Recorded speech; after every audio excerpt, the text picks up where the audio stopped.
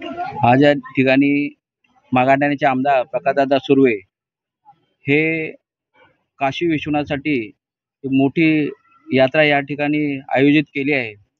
आमच्या शाखा क्रमांक 11 मधून 300 लोक या ठिकाणी लोकांनी आज दादांकडे अर्ज भरलेले आहेत काशी यात्रेसाठी. त्या काशी यात्रेसाठी जाणारे जे ज्येष्ठ नागरिक आहेत त्या ज्येष्ठ नागरिकांची तपासणी आज या ठिकाणी हे महानगरपालिकेचं दवाखाना आहे काजूपाड्याचा, या ठिकाणी ते सर्वांचं आज या ठिकाणी तपासणी केली गेली. या ठिकाणी आमदार प्रकाशदादा सुर्वे हेही आता इथे येऊन गेले.